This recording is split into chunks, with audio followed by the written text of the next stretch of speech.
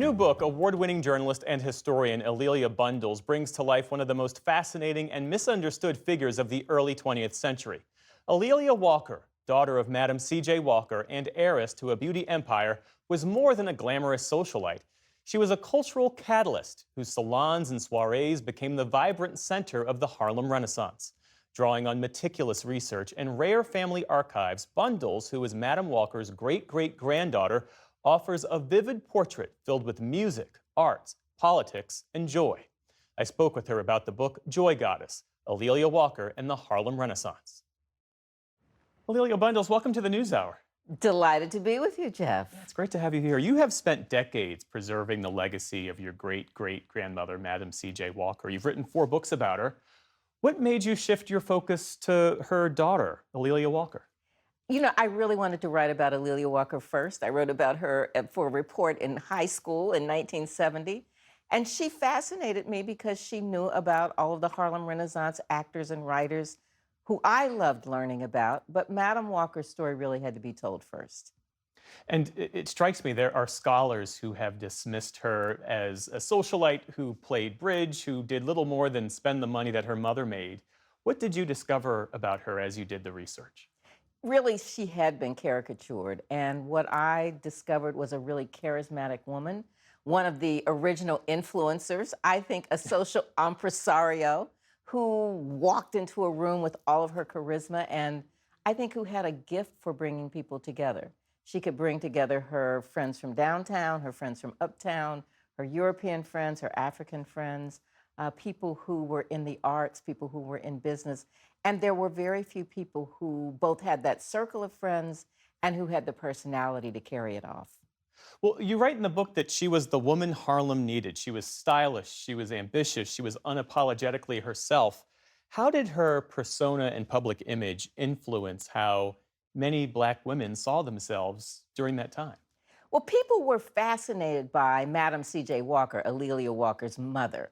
She represented success in business, and her daughter was really the first Black celebrity heiress, somebody who could live her life fully and freely. This was a time when African Americans were really emerging into urban areas. It was 2 generations out of slavery when people were really still finding their way. But now there was an educated middle class group of professional African Americans. And she was the person who was kind of at the center of the social scene. The center of it. I mean, she was a fixture of the Harlem Renaissance. She was a patron of the arts, as you say. You describe her salons and her parties as these vibrant spaces of cross-racial exchange. Why was she so intentional about that? You know, I think we take for granted now that we can have gatherings, social gatherings that are very racially integrated, that are international. She welcomed her queer and straight friends equally. And I think that this is the kind of thing, she was one of the people who made this comfortable. She wanted everybody to be there.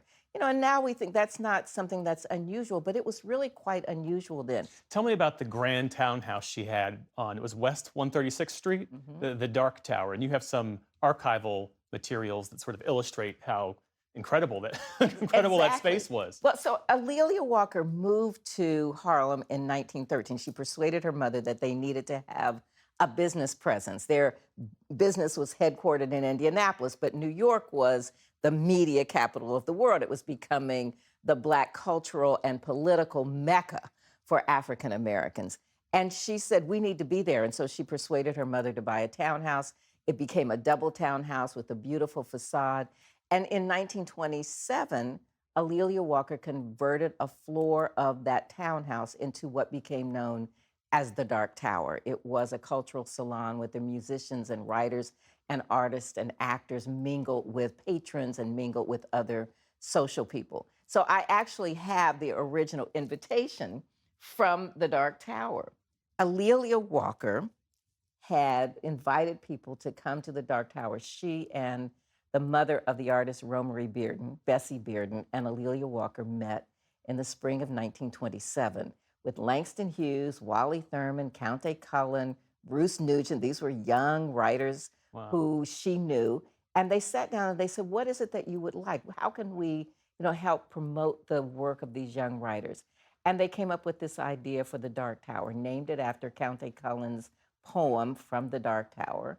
And in October of 1927, hundreds of people lined up outside to come to this place. And this says, we dedicate this tower to the aesthetes, to the young writers and artists and musicians. And it was really quite unusual for them to be able to have this space. In addition to the invitation, which shows a picture of a bookcase that was designed like a tower, like a skyscraper, I also have the original menu, a feast for the muses. And one of my favorite things is A'Lelia Walker iced tea. Mm-hmm. Now, this was Prohibition, so I don't know what went in the iced tea, but I do know that A'Lelia Walker had a flask, And a that's her monogram flask. flask. This is her flask. And I think a lot of people carried flasks. And so we can just imagine what went into that A'Lelia Walker iced tea. How did her role as a convener and a patron help shape the cultural and political course of the Harlem Renaissance? People saw A'Lelia Walker as kind of the personification of Black business success and of an heiress, that she was the one who had the great party. She was the one who people kind of fantasized about being. And because she had such a gregarious, open personality, she wasn't a snob with that money. She was a person who welcomed people in. And that meant all of the people who were creating culture, who were creating music, and the people who loved to have a good time wanted to be in her sphere. One society columnist said that people flocked to her like bees flock to honey. And another one said that when she was having a party, she would get on the phone and she would say, "Darling, I'm having a party tonight. And it wouldn't be the same without you. Absolutely not." And then people wanted to be at her party so much, the +1 became the +2, the +3, the +4. So they were always really crowded. And yet there's this recurring tension in this book between who she really was and how she was perceived. How did she navigate the expectations that were placed upon her?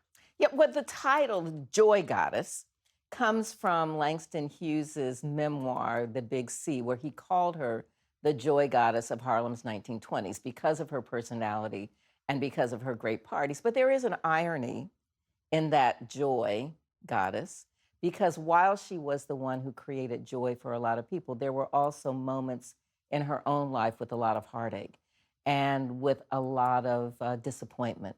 People always compared her to her mother. Of course, she could not live up to this larger-than-life icon, this business entrepreneur that Madam C.J. Walker was. So she was trying to carve out her own identity. And A'Lelia Walker was trying to both blend the work that she was supposed to do as president of the Madam C.J. Walker Manufacturing Company after her mother's death with her own desire to be a patron of the arts, to advance culture, and to celebrate the young creatives. The book is Joy Goddess, A'Lelia Walker and the Harlem Renaissance. Its author, A'Lelia Bundles. It's so good to see you. Always good to see you. Full circle.